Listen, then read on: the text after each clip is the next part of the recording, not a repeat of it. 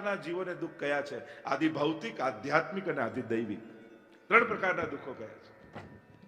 આદિ દૈવિક દુઃખ તો ભગવત કૃપાથી મળે.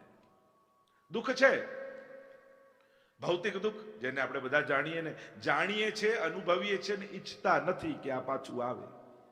એવી કોઈ દુનિયામાં વસ્તુ હોય કે જેને ઓળખો અને જાણો કે આ ન જોઈએ, એવી કોઈ વસ્તુ હોય તો દુઃખ. કારણ કે દરેક દુનિયાના માણસને સુખ જોડે જ લગાવ છે. એને કોઈ વસ્તુ કે વ્યક્તિ જોડે કોઈને લગાવ નથી. કારણ એ જ ગમતી વસ્તુ જ્યારે દુઃખ આપવા લાગે ને ત્યારે આપણે એને કાઢી નાખીએ, ફેંકી નાખીએ, વેચી નાખીએ. એ જ ગમતો વ્યક્તિ દુઃખ આપવા લાગે તો સંબંધ તોડી નાખીએ, ભલે એને ગમે તેટલો નજીકનો હોય.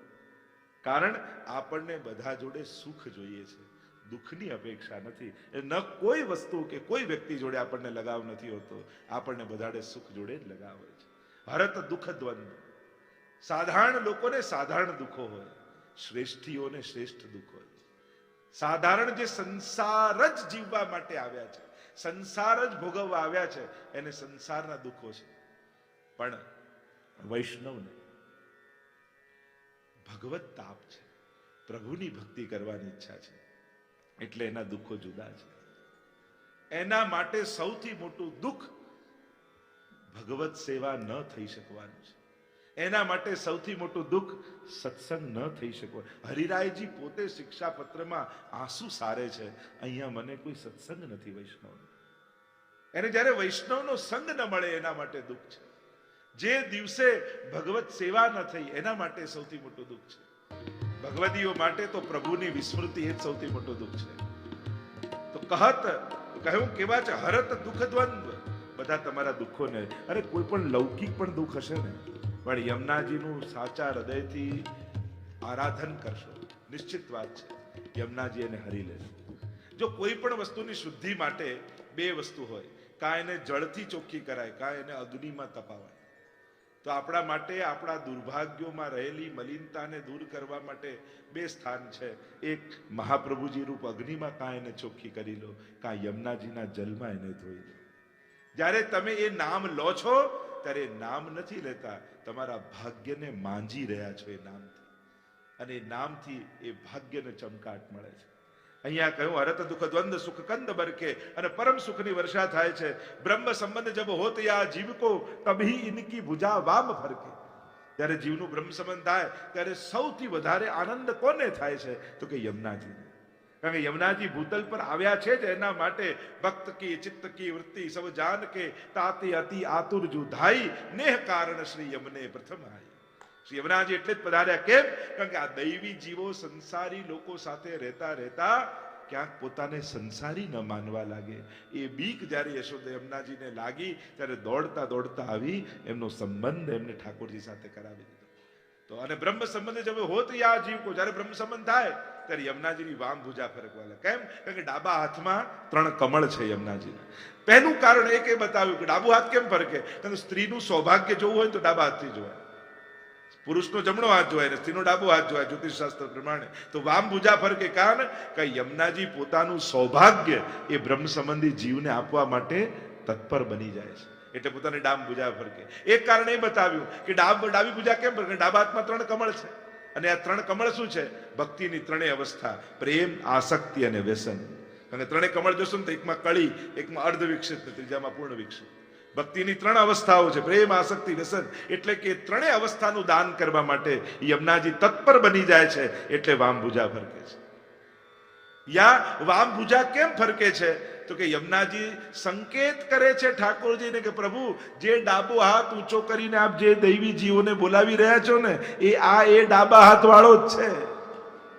એ જ દૈવી જીવ લીલાનો છે, એટલે તભી ઇનકી ભુજા વામ ફરકે. પ્રભુ, જેને આપણે ડાબો હાથ ઊંચો કરીને એક તારો હાથ ઊંચો શ્રીનાથ, સૌને બોલાવતો ઊંચો કરી હાથ, અને જે હાથ જોઈને આ જીવ આવ્યો છે એ જ છે, એટલે વામ ભુજા ફરકે. તો બ્રહ્મ સંબંધ જબ હોત યા જીવ को तभी इनकी भुजा वाम फरके. અને યમુનાજી શું કરે? દોર કર શોર કર જાય પીસો કહે. યમુનાજી દોડતા દોડતા નિત્ય લીલા ધામમાં પધારે, ભાગતા ભાગતા ભાગતા. અને ભાગતા ભાગતા પધારે ને સુવર્ણના સિંહાસન પર નિકુંજમાં ઠાકોરજી અને સ્વામીજી બિરાજ્યા હોય ત્યારે એકદમ યમુનાજીને ભાગતા આવીને જુએ તો આશ્ચર્ય થાય કે યમુનાજી આમ દોડી કેમ કઈ આમ દોડીને કેમ આવી રહ્યા છો? તો કે દોર કર શોર કર જાય પિયસો કહે. ઠાકોરજીને કહે પ્રભુ લીલાથી પેલી સખી છૂટી પડી હતી ને, એ ફરી મહાપ્રભુજીએ બ્રહ્મ સંબંધ આપ્યું અને લીલામાં ફરી એનો સ્વીકાર કરી લીધો છે. અને આવી વધાઈ જ્યારે જીવને આપે ત્યારે ભૂતલ પર રહેલા એ જીવના સકલ મનોરથો ઠાકોરજી સિદ્ધ કરી દે. એને પોતાની સેવા માથે પધરાવી અને લીલામાં સંબંધ જોડી દે છે. એમ પહેલી વધાઈ જ્યારે જીવનું બ્રહ્મ સંબંધ થાય ત્યારે સૌથી પહેલી વધાઈ આપનારા યમુનાજી છે. એટલે જ માલા પહેરામણી પ્રસંગે બે તત્વોની હાજરી આપણે વિશેષ માનીએ છીએ, એક યમુનાજી અને બીજા વલ્લભકુળ. કારણ કે આ બંને જણા બ્રહ્મ સંબંધના સાક્ષી છે. કારણ કે જયારે બ્રહ્મ સંબંધ થયું ત્યારે દોડતા દોડતા પહેલી વધાઈ ઠાકોરજીને કોણે આપી? જીને ભૂલી જાત પિય તિને સુધી કરી દે. ઠાકોરજી પણ જો ભૂલી ગયા ને કોણ પેલી શકે? પેલી નહીં ફૂલની માળામાં ફૂલ પરોવતી હતી ને નિત્ય આપની માળાજી બહુ સુંદર એમ કરી કરીને તમારી સુધી અપાવે. જેને ઠાકોરજી ભૂલી ગયા હોય 41 પદમાં એટલે જ કહું જીને ભૂલી જાત પિય. ઠાકોરજી પણ જેને ભૂલી જાય તેને સુધી કરી દે, તેની સુધી કરાવે. તો યમુનાજી સાક્ષી છે અને બીજા બ્રહ્મ સંબંધ કરાવનારા મહાપ્રભુજી સાક્ષી છે કે હા પ્રભુ આપે આ જીવનો સ્વીકાર કર્યો છે. એટલે જયારે મારા પહેરામણી થાય તો આ બંને સાક્ષી હાજર હોય. જયારે કોઈનો કેસ ચાલતો હોય તો આપણે કહીએ ને બે સાક્ષી હોવો જોઈએ. એટલે ત્યાં આપણે તો હરિરાયજી માટે કહ્યું ને કે ઢીલ કારજ મેં હે નહીં વિશ્વાસ હી કી ઢીલ और गिरधर के दरबार में હરિરાય વકીલ. હરિરાયજી માટે એમ કહેવાયું કે આ જો હરિરાયજીનું પદ છે ને કે ઢીલ કારજ મેં હે નહીં વિશ્વાસ હી કી ઢીલ. પ્રભુની કૃપામાં ઢીલ નથી, ભક્તના વિશ્વાસમાં ઢીલ છે. और गिरधर के दरबार में ઠાકોરજીનો દરબાર ભરાયો અને જીવનો કેસ ચાલી રહ્યો છે, ચુકાદો આપવાનો દિવસ છે, પણ હરિરાય વકીલ. આપણે ત્યાં તો કેવા જો વકીલ સારો હોય ને તો કેસ જીતી જવાય. જજ ગમે તેમ હોય, ગુનો ગમે તેવો હોય, પણ જો વકીલ સારો કરો ને આપણે લોકો એડવાઇસ ના આપી આના કરતા આ વકીલ કર ને તો જલ્દી કેસ પતી જશે. બહુ ડોક્ટર બદલ્યા કરો ને તો કેસ ટૂંકો થઈ જાય અને બહુ વકીલ બદલો ને તો કેસ બહુ લાંબો ચાલે. એવું છે, ડોક્ટર બદલે કેસ ફાઇલ પૂરી થઈ જાય, કેસ પતી જ જાય. અને વકીલો બદલ્યા કરે તો કેસ નો એન્ડ જ ના આવે, ચાલ્યા જ કરે. તો વકીલ था तो गिरधर के दरबार में हरिराय वकील. હરિરાયજી વકીલ બનીને આપણા બધાનો આ આપણે બધા જે દોષો કરીને જઈશું ને પણ કેસ જીતી જઈશું. ભરોસો કેમ છે? કારણ કે હરિરાયજી આપણા વકીલ બનવાના છે અને ઠાકોરજી આગળ આપણા તરફથી એ દલીલો મૂકવાના છે. એટલા માટે જીતી જઈશું એવો ભરોસો છે. અહીંયા એટલે જ કહ્યું કે દોર કર શોર કર જાય પિયસો કહે और અતિ આનંદ મન में जुगर के. અને હૃદયમાં એવો આનંદ, કારણ કે જીવ જ્યારે પ્રભુની સેવામાં આવે, પ્રભુને શરણાગત આવે ત્યારે જીવને જેટલો આનંદ થાય એના કરતા અનંત ગણો આનંદ યમુનાજી અને મહાપ્રભુજીને થાય છે. કારણ કે આ બે તત્વો એવા છે જે ભૂતલ પર આવ્યા છે જ આપણને લીલામાં લઈ જવા માટે. એમના આવવાનું કારણ આપણે કહીએ કે હું તમને પિક કરી દઉં, હું તમને આવીને લઈ જઈશ, તો એને ત્યાં આવવું ન હોય પણ એને આને લઈ જવું હોય એટલા માટે. એટલે આ લોકો ભૂતલ પર ભૂતલ માટે નથી આવ્યા, ભૂતલ પર પડેલા જીવોને ફરી લીલામાં લઈ જવા માટે આવ્યા. એવો પ્રસંગ કહેવામાં આવે લીલામાં કે રાસ થતો હતો અને યમુનાજીને પ્રધાન સ્વામીજી બનાવવાનો મનોરથ ગોપીજનોએ કર્યો. યમુનાજીએ કહ્યું પણ રાધા સ્વામીજીને નહીં કરો તો એ નારાજ થઈ જશે. ના ના, એ તો હમણાં નિકુંજમાં બિરાજે છે, હમણાં પ્રભુ બિરાજે છે અને અમારી ઈચ્છા છે કે આપ પ્રધાન સ્વામીની બનો અને રાસ કરો, મહારાસ કરો. અને યમુનાજીને પ્રધાન સ્વામીની બનાવ્યા અને વ્રજભક્તો રાસ કરવા લાગ્યા. કિંકણીઓના શોર પહોંચ્યા નિકુંજ સુધી. સ્વામીજીને થયું કે મારા વગર રાસ થઈ રહ્યો છે. કોપાયમાન થઈને દોડ્યા છે સ્વામીજી અને અહીંયા તો રણકાર પહોંચ્યો કાનમાં વ્રજભક્તોને. છમ છમ છમ કરતા સ્વામીજી આવી રહ્યા. અને જેવી રીતે જે કામ માટે ચાલતા હોય ને તમારી ચાલ જુદી હોય. નુપુરના રણકારે જુદા હોય ને. આજે કોઈ નવવધુ જતી હોય અને 1 વર્ષ પછી એ જ વધુ હાથમાં વેલણ લઈને જતી હોય, બંનેની ચાલ કેવી હોય? બંનેની ચાલ કેવી હોય? ચાલે જ છે, પણ દરેક જે કાર્ય કરવા માટે જતા હો એ પ્રમાણે તમારી સ્પીડ હોય, એ તમારે અવાજ આવતા હોય. આ તો ફરક છે એમાં પણ. તો અહીંયા જે વાત કરી રહ્યો છું, દોર કર શોર કર સીધી વાત પર આવી. પીસો કહે શ્રી યમુનાજી દોડતા દોડતા આવે તો આ બંને જ્યારે લીલામાં એમ થયું કે સ્વામીજી કોપાયમાન થઈને આવ્યા છે, ગભરાયા યમુનાજી, વહેવા લાગ્યા જલ પ્રવાહ રૂપે ત્યાં નિકુંજ લીલામાં. અને જલ બની ગયા, પ્રવાહ રૂપે વહેવા લાગ્યો. બ્રજ ભક્તોને થયું અમે ક્યાં જઈએ, ક્યાંક અમને શ્રાપ ના આપી દે. એટલે ફૂલ બની અને માળાજી રૂપે ઠાકોરજીના કંઠમાં બિરાજી ગયા. ક્રોધાયમાન થઈને સ્વામીજી પધાર્યા. ચારે બાજુ જુએ તો ધૂળની ડમરીઓ ઉડે છે, પણ ઠાકોરજી એકલા વેડો લઈને ઉભા છે. પ્રભુ મારા વગર રાસ થઈ રહ્યો હતો. અને પ્રભુ મૌન થઈ ગયા. ચારે તરફ જોયું, કોઈ ન દેખાયું. ને કંઠમાં પહેરેલી એ ફૂલની માળા દેખાઈ. અને આ તો વ્રજભક્તો છે. ફૂલની માળા ખબર પડી કે આ વ્રજભક્તો પુષ્પ રૂપે કંઠમાં બિરાજ્યા છે. અને સ્વામીજી જ્યાં માળા ખેંચી और तूट पड़ी मोतिन की माला, એ માલા તૂટી અને પડી ભૂતલ પર. અને દૈવી જીવો ભૂતલ પર ગયા. ત્યારે યમુનાજીને એમ થયું કે મને સુખ આપવા માટે આ વ્રજભક્તોએ મનોરથ કર્યો હતો અને મારે કારણે આ ભૂતલ પર પડ્યા. તો જ્યાં સુધી આ એક એક લીલાના જીવોને ફરી લીલામાં નહીં પધરાવી દઉં, ત્યાં સુધી હું પણ ભૂતલ પર વાસ કરીશ. અને આમ વિચાર કરી પોતે ને કારણ શ્રી યમને પ્રથમ आई, ભક્ત કે ચિત્ત કી વૃત્તિ સબ જાન કે, તાતે અતિ આતુર જુધાઈ. એટલે દોડતા દોડતા એટલે સઘોષ ગતિ દંતુરા સમધિ રૂઢ દોલોત્તમા. યમનાષ્ટકમાં એટલે તો વર્ણન કર્યું. ઘોષપૂર્વક ગતિ કરી રહ્યા છે યમુનાજી અને પધારી રહ્યા છે ભૂતલ પર દૈવી જીવોને અંગીકાર કરાવવા માટે. એટલા માટે અહીંયા કહ્યું કે અતિ દોર કર સોર કર જાય પિયસો કહે, અતિ આનંદ મન में જો હરખે. અતિ આનંદ મનમાં હરકી રહ્યા છે, કારણ આ જીવો લીલામાં ફરી પધારી રહ્યા છે. નામ નિર્મોલ નગ લે કો ના શકે, और ભક્ત રાખત યે હાર કરકે. આ યમુનાજીનું નામ ગમે તે લઈ શકતા નથી.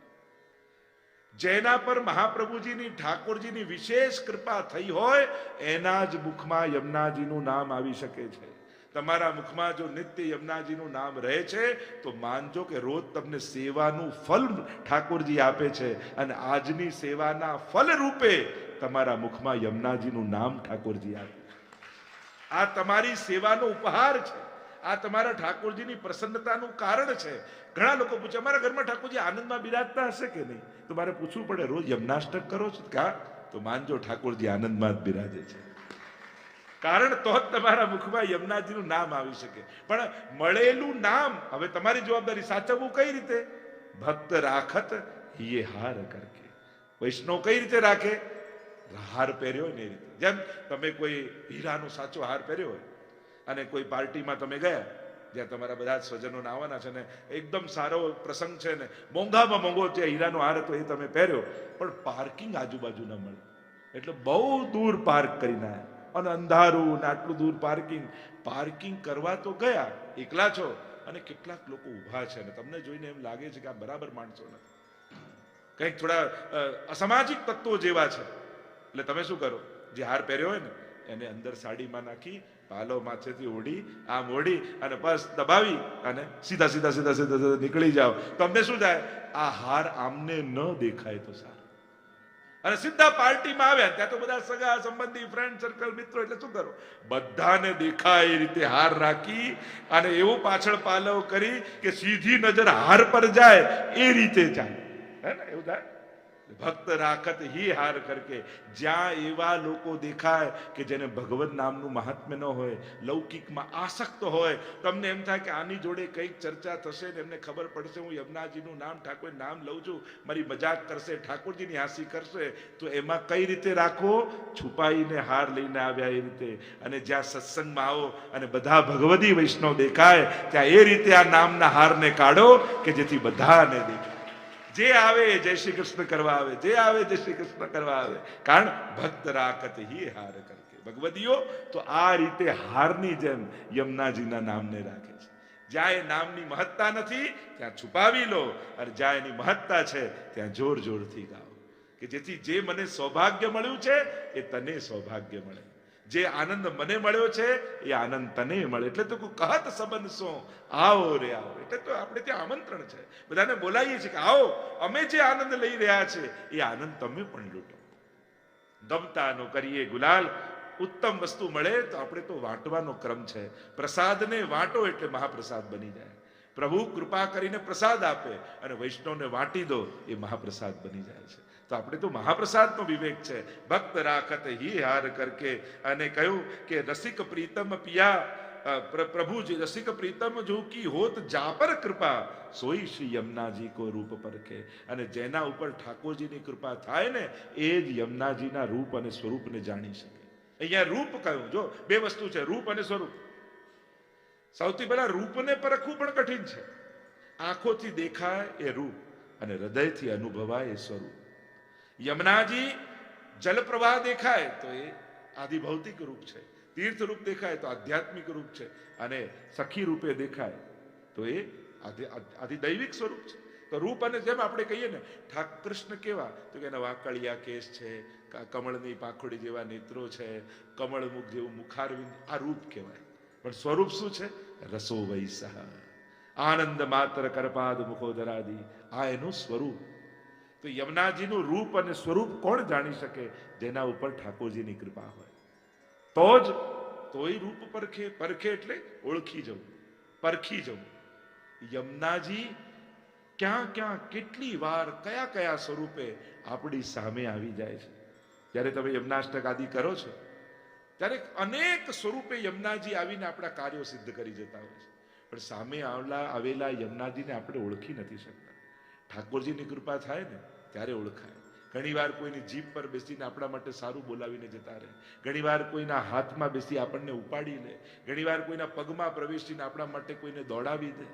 ક્યાં ખબર પડે છે કે યમુનાજી ક્યાં કયા સ્વરૂપે આવી? એટલે તો કિશોરીબાઈનો પ્રસંગ આવ્યો ને, વિશુદ્ધ મથુરા તટે સકલ ગોપ ગોપી વૃતે કૃપા જલધિ સંશ્રિતે મમ મનસ સુખમ ભાવે.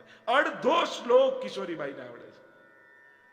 ઘરના બધા સ્વજનો છોડીને જતા રહ્યા છે અને યમુનાજી પર એટલો ભરોસો છે. યમુનાજી છે ને બધું થશે. એક બહેન આવતી ચાકરી કરતી, એ પણ હવે તો થાકી ગઈ. કઈ કીધું તારું જે થવું હોય થાય, કાલથી હું નહીં આવું. જેવી યમુનાજીની ઈચ્છા. જેને ભરોસો હોય ને, સંસાર એને ડરાવી શકતો નથી. આસક્ત લોકોને પેલો નહીં આવે તો, પેલો મદદ નહીં કરે તો, આ નહીં આવે તો, આપણને કેટલા બધા ભય હોય છે કે કોઈ નહીં આવે. જ્યાં સુધી પરાધીન છો ને, તુલસીદાસજી કહ્યું છે કે પરાધીને સપને હું સુખ નહીં. જ્યાં સુધી ડિપેન્ડન્ટ છો કોઈના ઉપર, ત્યાં સુધી તમે કાયમ સુખી નહીં થઈશો. જે દિવસે ભરોસો કેવલ ઠાકોરજી પર બેસી જશે ને, ત્યારે આખું ગામ મદદે આવીને ઊભું રહી જશે. જ્યાં સુધી ભગવાન પર ભરોસો નથી ને, જેને કોઈ નથી પૂછતું એને પગે લાગવા પડે. ખરેખર જેને પગે લાગવો જોઈએ એને નથી લાગતા, એને કારણે ન લાગવા જેવા લોકોને પગે પડવું પડે છે. કે જેને કોઈ પૂછતું ન હોય ને 4 વાર ભાઈ બાપા કરવા પડે, ભાઈ તું રહેજે હો, તું રહેજે હો, તું રહેજે. કેમ? એનું કારણ જ એ છે, જેને વંદન કરવા જોઈએ એને નથી કરતા, એટલે ન લાગવા જેવા લોકોને રોજ પગે લાગવું પડે. યમુનાજી એ કેવા રસિક પ્રીતમ જો હોત જા પર કૃપા સોઈ શ્રી યમુનાજી કો. કિશોરીબાઈને થયું કે યમુનાજી છે, અને બીજા દિવસે એ જ યમુનાજી બહેનનું રૂપ લઈને આવે કિશોરીબાઈને ત્યાં. દુનિયામાં એવું તો ઘણું જોયું કે ભક્તો ભગવાનની સેવા કરતા હોય, પણ પુષ્ટિ માર્ગમાં તો એ જોયું કે ભગવાન ભક્તની સેવા કરવા માટે ઘરે આવે. યમુનાજીના રૂપે હું જ્યારે યમુનાજી કહું, મહાપ્રભુજી કહું કે શ્રીનાથજી કહું, આ ત્રણેય તત્વતઃ તો એક જ છે. આ તો જુદા જુદા લીલા માટે જુદા જુદા રૂપ ધારણ કર્યા છે, આ જુદી જુદી લીલા કરવા માટે. બાકી તત્વતઃ તો એ જ રૂપો છે. પણ ફરક એટલો છે કે સીધું દરિયામાંથી પાણી પીઓ તો ખારું લાગે, પણ એ જ દરિયામાંથી વાદળ બને ને વાદળમાંથી વરસે ને તો એ મીઠું લાગે. ઘના ઘન નિભે સદા. યમુનાજી સીધા પ્રભુને પકડવા જાઓ તો ખારા લાગે, પણ એ જ યમુનાજી બનીને કૃપા કરે ને તો પરમ મધુરતાનો અહેસાસ આપણને કરાવે. કારણ કે ઘના ઘન નિભે સદા વર્ષાના વાદળ જેવા છે, અને જ્યારે એ વાદળ રૂપે વરસે છે ત્યારે એનાથી વિશુદ્ધ બીજું કાંઈ ન હોઈ શકે. અને કિશોરીબાઈ પર જે કૃપા કરી છે એટલે જ હરિરાય મહાપ્રભુજી કહે, રસિક પ્રીતમ જુકી હોત જાબર કૃપા સોઈ શ્રી યમુનાજી કો રૂપ પરખે. એ જ યમુનાજીના રૂપને સ્વરૂપને જાણી શકે છે જેના પર ઠાકોરજીની કૃપા હોય. એમ કહી આગળ ચોથું પદ ગાન કરતા શ્રી હરિરાય મહાપ્રભુજી આજ્ઞા કરે છે, નૈન ભર દેખ અબ ભાનુ તનયા. રૂપની વાત તો કરી કે જેના પર કૃપા થાય એ જ રૂપને પરખી શકે. તો થયું કે અમને તો આંખોથી રૂપ ક્યારે દેખાય, અમારા નેત્રો એ ભગવત દર્શન ક્યારે કરી શકે? આ જ્યારે પ્રશ્ન કર્યો હરિરાયજી કે હું તને કરાવું. દેખ સામને નૈન ભર દેખ અબ ભાનુ તનયા. આંખ ભરીને જુઓ તો ખરા, આંખ ખોલીને તો જુઓ.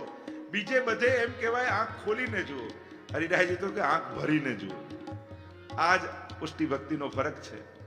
લોકો આંખ ખોલીને જોવા માંગે કારણ કે આ કુતૂહલતા છે, આશ્ચર્ય છે, અને અહીંયા તો ભરી ભરી પીજે જી. અહીંયા તો નેતોને ભરવા અક્ષણ બતામ ફલ ઇદમ ન પરમ વિદામઃ શક્ય પશુનનુ નિવેશયતોર વયસ્ય વક્ત્રમ વ્રજેશ સુતયોરનુ વેણુ જુષ્ટમ. વેણુ ગીતમાં કહ્યું નેત્રોનું આ ફળ છે શ્યામ સુંદરના દર્શન. ઘણી વાર લોકો કે હવેલીમાં જઈને શું મળે, દર્શન જ થાય. તો દર્શન કોઈ નાની વસ્તુ છે? ઋષિ મુનિઓ તપ કરી કરીને હાડકા ગાડી નાખે તોય ભગવત દર્શન નથી થતા, અને આપણને તો દર્શનની હવે મહત્તા નથી. આવું કહેવાય? બીજું શું, દર્શન જ મળવાના છે? અરે ભગવત દર્શન માટે તો કેવી તત્પરતા છે.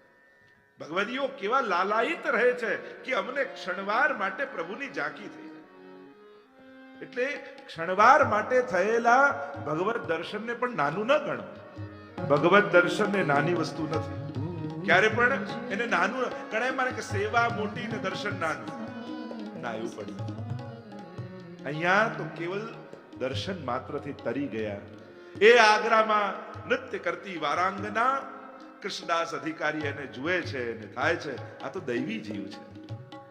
લઈને આવ્યા શ્રીનાથજીના મંદિરમાં અને કહેવાતી આગ્રાની વારાંગના કોઈ મંદિરે ઘુસવાય ન દે, પણ પુષ્ટિ ભક્તિની ઉદારતા જુઓ. એ વારાંગનાને શ્રીજીની સન્મુખ નચાવી.